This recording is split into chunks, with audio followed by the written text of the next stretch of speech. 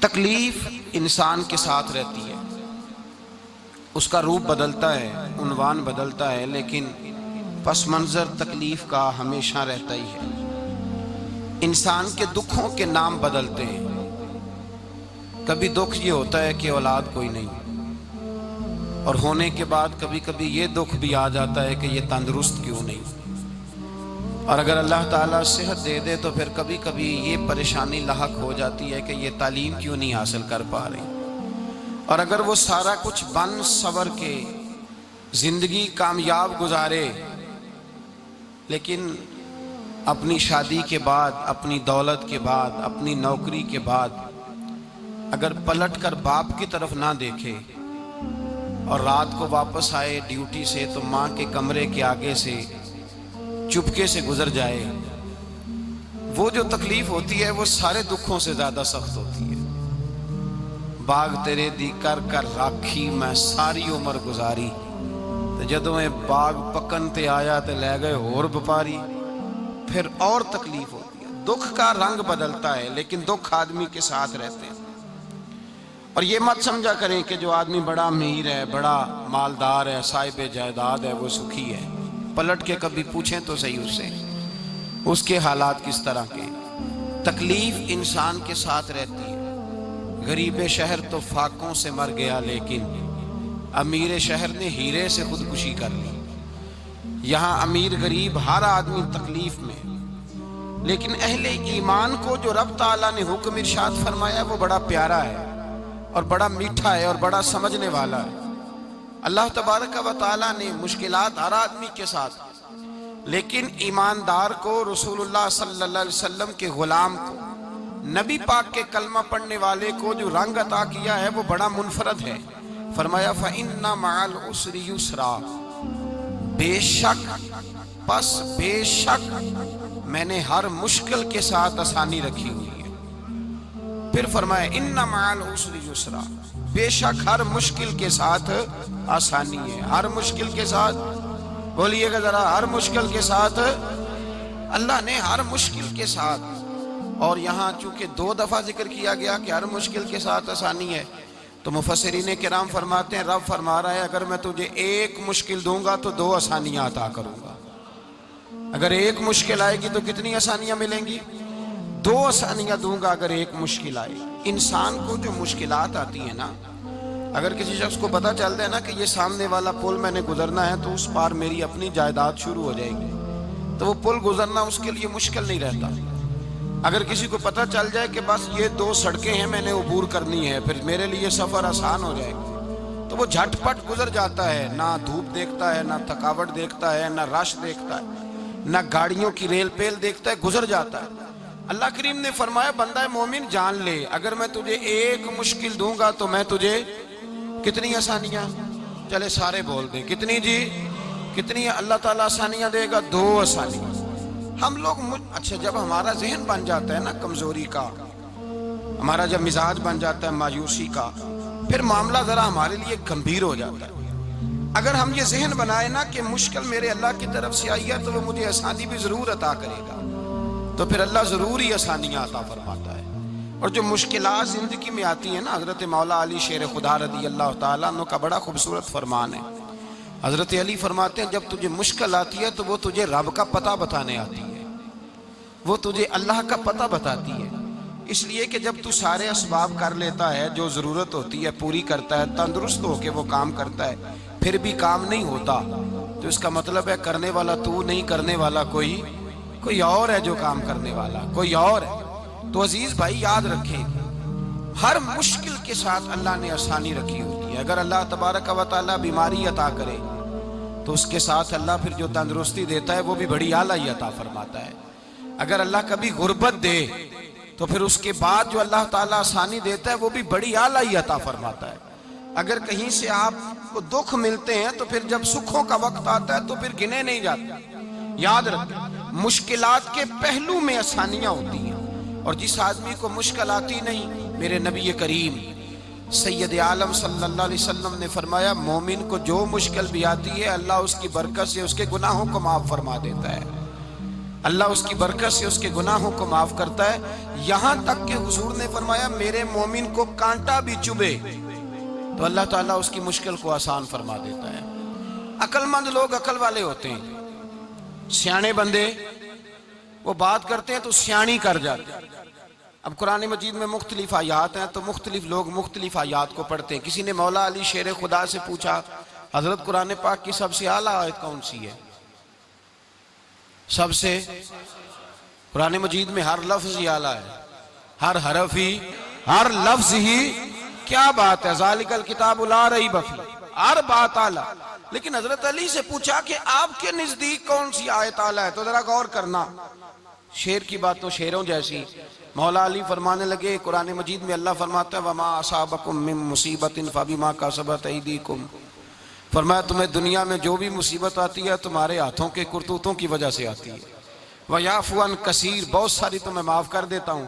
تو حضرت علی کہنے لگے یہ سب سے اعلیٰ آیت ہے میری نظر میں۔ لوگ کہنے لگے حضور ہم تو سمجھے تھے کہ شفاعت والی آیت کو آپ اعلیٰ کہیں گے، یا جو اللہ کہتا ہے لا تقنطوا من رحمت اللہ اس کو آپ اعلیٰ کہیں گے، تو آپ اس آیت کو اعلیٰ کہہ رہے ہیں کہ تمہیں جو تکلیف آتی ہے تمہاری اپنے ہاتھ کی کمائی کے سبب سے آتی ہے، اس کو آپ اعلیٰ کہہ رہے ہیں۔ تو حضرت علی رضی اللہ تعالیٰ عنہ فرمانے لگے میرے بھائیو ذرا غور کر کے اس آیت کو پڑھو۔ رب فرماتے ہیں تم جو غلط حرکت کرتے ہو اس کی سزا دنیا میں تمہیں کسی مشکل میں ڈال دیتا ہوں اور بہت ساری ویسے ہی معاف کر دیتا ہوں۔ فرمایا رب کہہ رہے ہیں میں تمہیں دنیا میں مشکل میں ڈال کے معاف کرتا ہوں۔ آپ فرمانے لگے میرا رب ایک جرم کی سزا 2 دفعہ نہیں دے گا، جسے دنیا میں سزا دے گا پھر قیامت میں بے حساب ہی معافی عطا فرمائے گا۔ پھر قیامت کے دن اللہ اسے دوبارہ سزا، یہ اس کے قانون رحمت کے خلاف ہے، یہ غور سے بات سن، یہ اس کے قانون رحمت کے خلاف کہ اللہ تبارک و تعالیٰ 2 دفعہ سزا دے۔ تو اگر اس نے دنیا میں سزا دے لی تو اس کا مطلب ہے قیامت میں دوبارہ سزا، تو یہ سب سے اعلیٰ ہے۔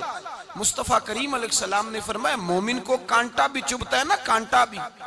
2 بزرگ بیٹھے تھے، ایک حضرت احمد رحمت اللہ علیہ اور ایک حضرت شرف الدین منیری رحمت اللہ علیہ۔ تو حضرت شرف الدین منیری کہنے لگے کہ دوست اصل میں وہ ہوتا ہے جو دوست کی طرف سے آنے والی تکلیف پر صبر کرے،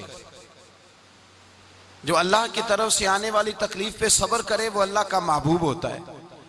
تو حضرت احمد فرمانے لگے نہیں مجھے تیری بات کی سمجھ کوئی نہیں آئی، صبر کرے وہ اللہ کا دوست ہے، مصیبت پہ صبر کرے۔ تو کہا جناب پھر اگر نہیں سمجھ آئی تو آپ بتا دیں اللہ کا دوست کون ہے؟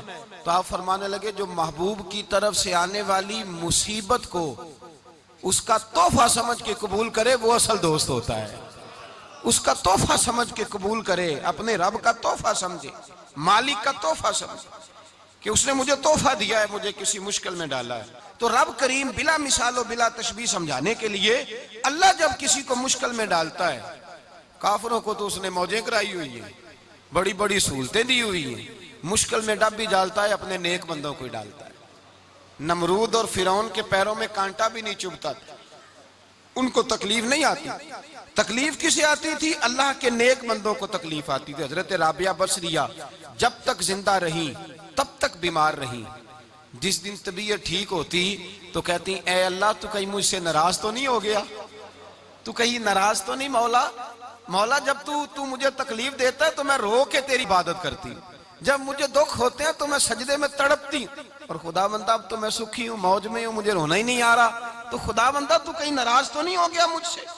دکھ تو اچھے ہوتے ہیں، دکھ تو پیارے ہوتے ہیں، اور دکھوں کے بعد جو اللہ آسانی دیتا ہے اس آسانی کا پھر کیا ہی کہنا۔ اس حضرت ایوب علی نبینا علیہ الصلوۃ والسلام بیمار رہے، 60 سال اللہ نے تندرستی دی۔ کتنے سال بولے؟ 60 سال، غور کرنا بات پر، 60 سال علیل رہے، پھر بیمار ہو گئے، 18 سال ہو گئے بیمار ہوئے۔ زوجہ کہنے لگی دعا کر لیں آپ کو اللہ صحت دے دے۔ ہمیں اگر کوئی بندہ پوچھ لینا کہ بھائی کبھی کوئی خاص بات تو سناؤ، تو ہم جو ساری زندگی سکھ کے ساتھ سوئے ہوتے ہیں وہ بات نہیں سناتے، وہ جو ایک رات درد سے نیند نہیں آتی اس رات کا قصہ سناتے ہیں، کہتے ہیں وہ میرے الٹے دانت میں درد تھا تو میں ساری رات سو نہیں سکا۔ او بھائی جو ساری زندگی سویا ہے اس کا تو ذکر نہیں کر رہا، اور ایک رات جو تجھے نیند نہیں آ رہی. کسی سے پوچھا جائے, ڈاکٹر کہتے ہیں 360 ہڈیاں ہوتی ہیں وجود میں. کسی سے پوچھا جائے نا تیرا کیا حال ہے, تو 359 ہڈیوں کا ذکر نہیں کرتا, جس گھٹنے میں درد ہے اس کا ذکر کرتا ہے. کہتا ہے یہ گھٹنے میں بڑی درد ہے. او بھائی باقی 359 ٹھیک ہے نا, ان کی بھی تو کوئی بات سنانا. حضرت رابعہ بصریہ رحمت اللہ علیہا کے پڑوس میں ایک نوجوان رہتا تھا, آپ کے پڑوس میں. تو وہ جب جو محلے میں بچے رہتے ہیں نا گاؤں میں, ان کا پتہ ہوتا ہے, پڑوسی تھا تو 34-35 سال نوجوان کی عمر ہو گئی, کبھی بیمار نہیں ہوا. ایک دن اس کی طبیعت علیل ہوئی, سر میں درد ہوا, تو اس نے پٹی باندھ لی سرخ رنگ کی, باہر نکل کے آیا. حضرت رابعہ بصریہ علیہ رحمہ نے دیکھا تو فرمانے لگے بیٹے خیر ہے؟ لگا جی اماں جی سر میں بڑی درد ہے. آپ فرمانے لگے کتنی عمر ہو گئی؟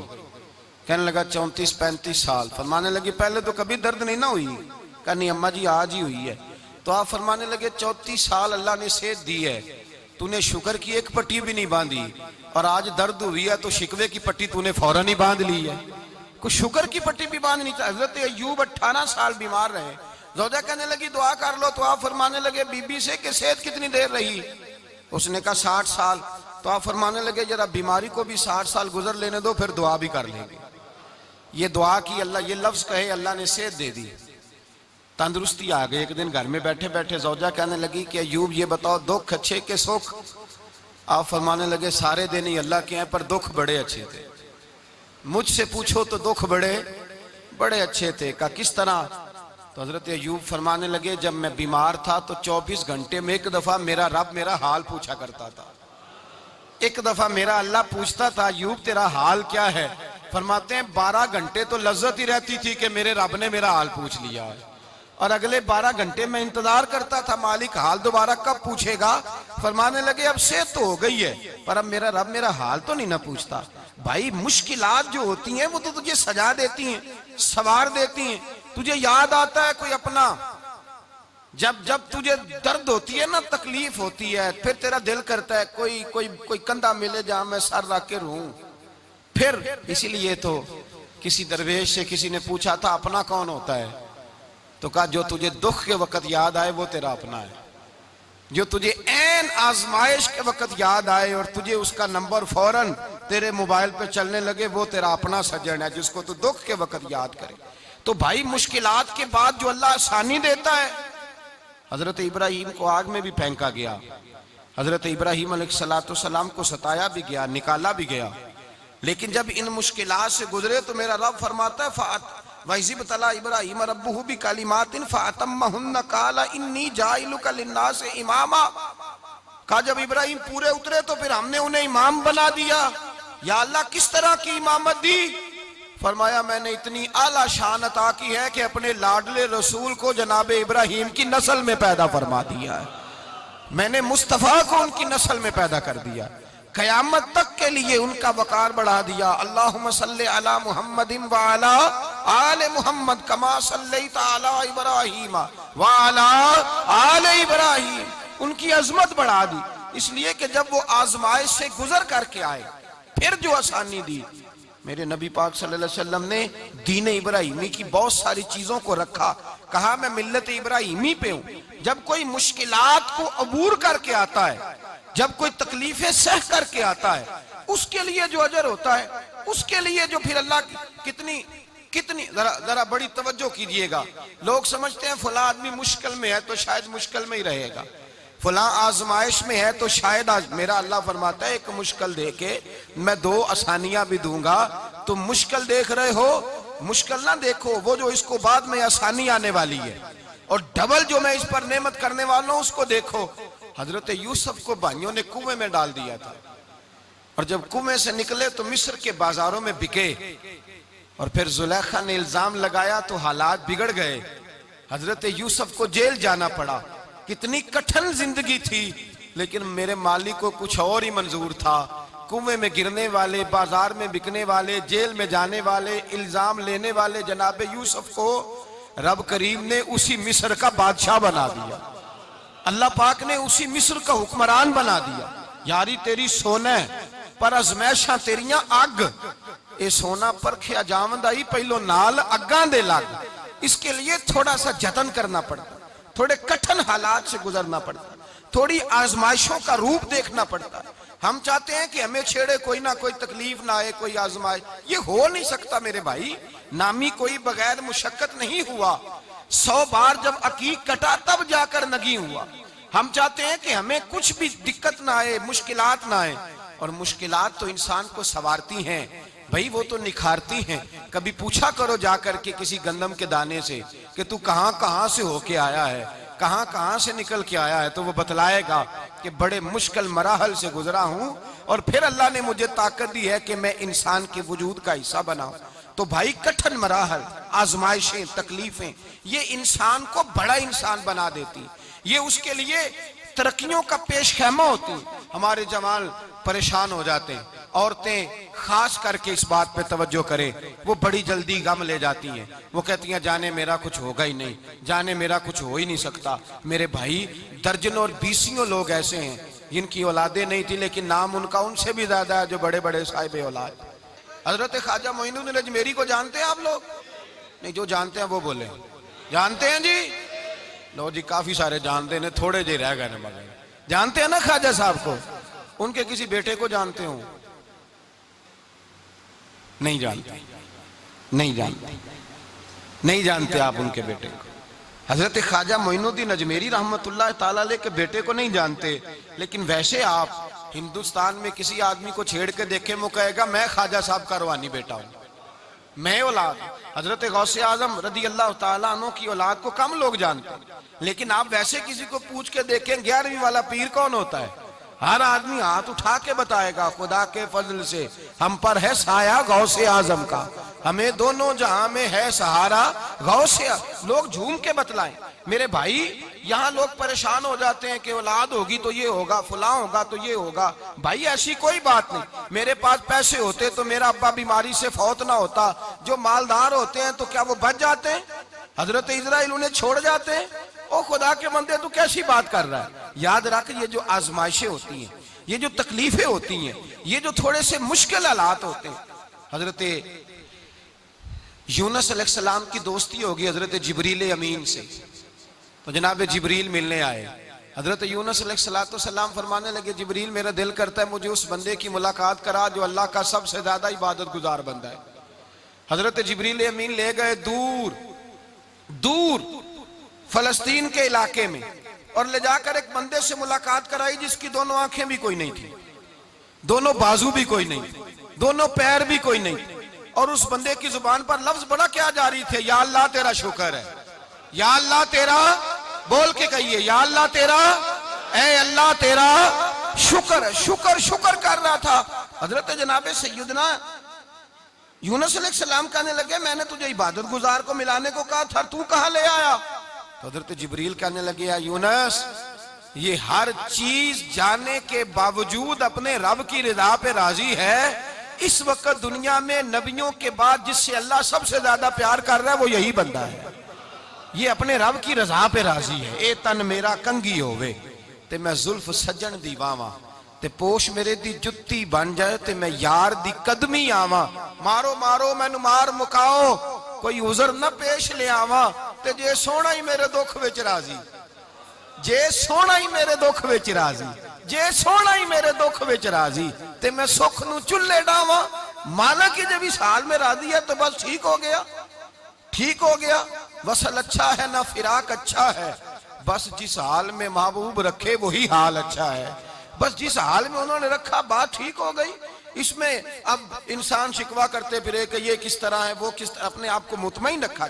مشکل کے بعد جو آسانی حضرت لقمان حکیم، ان کے نام پر قرآن مجید کی پوری سورت ہے.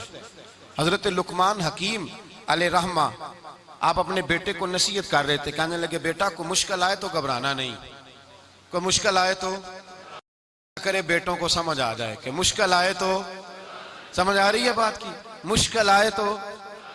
اور کیا خوبصورت جملے، بیٹے کو بٹھا کے کہتے ہیں بیٹا چھوٹی مشکل آئے گی تو اللہ بڑی مشکلات آسان کر دے گا. سمجھو چھوٹی مشکلات آئیں تو اللہ نے بڑی مشکلیں اس نے آسان کر دی. اور آپ کو بتاؤں اصل انسان ہوتا ہی وہ ہے جو مشکلوں میں جینے کا ڈھب سیکھ جاتا ہے، وہ بن جاتا ہے جو کرب کے حالات میں جینے کا سلیقہ سیکھ جائے. اپنے بچوں کو یہ سمجھانا، حضرت لقمان بیٹے مشکل آئے تو گھبرانا نہیں، بڑی کو ٹال دیتی ہے، وہ نیکی کا اور آسانی کا پیش خیمہ ہوتی ہے۔ اللہ اس کے بعد آسانی سمجھا رہے ہیں۔ کچھ دنوں کے بعد کہنے لگے آؤ فلاں اللہ کے نبی کی ملاقات کو چلیں، فلاں نبی علیہ السلام سے ملنے چلتے ہیں۔ اس زمانے میں جو نبی تھے ان سے ملنے چلے گئے۔ بیٹے کو بات یاد تھی، گھوڑے پہ بیٹھے، امام ابن جوزی نے اس کو لکھا ہے، گھوڑے پہ بیٹھے تھے دونوں کے پاس گھوڑے تھے۔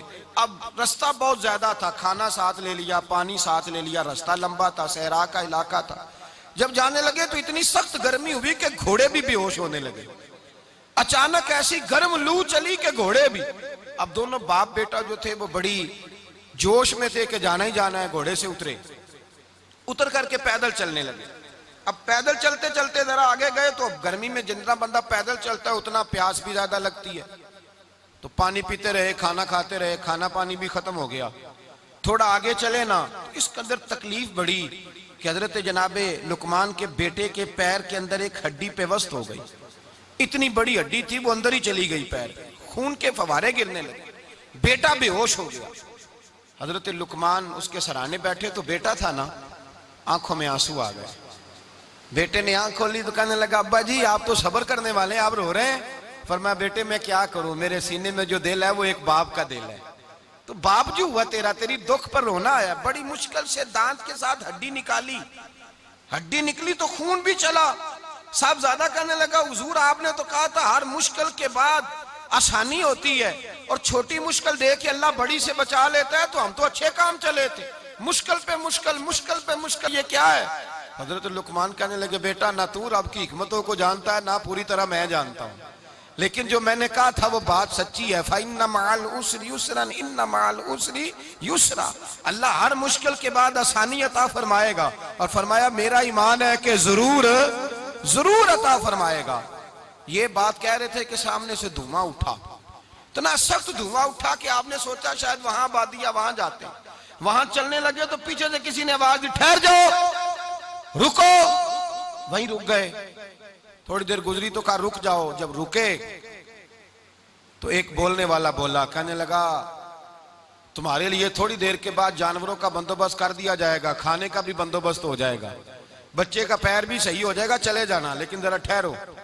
حضرت لقمان کہنے لگے بولنے والے تو کون ہے؟ تو کہنے لگے میں اللہ کا فرشتہ ہوں، میں اللہ کا فرشتہ ہوں۔ کہا اللہ کے فرشتے اور یہ سارا کچھ کیا ہے؟ تو فرشتہ کہنے لگا اصل بات یہ ہے کہ سامنے بستی پر مجھے عذاب نازل کرنے کا حکم ملا تھا، آپ بڑی تیزی سے آ رہے تھے، میں نے رب سے دعا کی کہ اللہ اس باپ بیٹے کی غلطی کوئی نہیں، مہربانی فرما۔ رب نے پہلے آپ کو صحرا میں الجھایا، پھر میری دعا کی برکت سے آپ کے گھوڑے ٹھہر گئے، پھر میری دعا کی برکت سے آپ کا پانی ختم ہوا، پھر میری دعا کی برکت سے آپ کے بیٹے کو زخم آیا، پھر میری دعا کی برکت سے سامنے سے دھواں اٹھا۔ فرمایا یہ جو تمہیں مشکل پہ مشکل آ رہی تھی، یہ تو میرا رب تمہیں عذاب سے بچانا چاہ رہا تھا، یہ جو تمہیں مشکل پر مشکل آ رہی تھی تو میرا مالک تمہیں عذاب سے بچا رہا تھا، تم سمجھ نہیں رہے تھے۔ حضرت لقمان نے بیٹے کی طرف دیکھا تو بیٹے کہنے لگے ابا جی بات بالکل سچی ہے، افضل الذکر لا الہ الا لا الہ الا، اور پھر پڑھنے لگے حسبنا اللہ و نعم الوکیل نعم المولا و نعم النصیر۔ یہ ورد ہونے لگے۔ بھائی جب تجھے مشکل آتی ہے، آزمائش آتی ہے، تو اس وقت سمجھتا ہے پتہ نہیں میرے ساتھ کیا بننے لگا ہے۔ اللہ تبارک و تعالیٰ چھوٹی مشکل دے کے تجھے بڑی سے محفوظ رکھتا ہے۔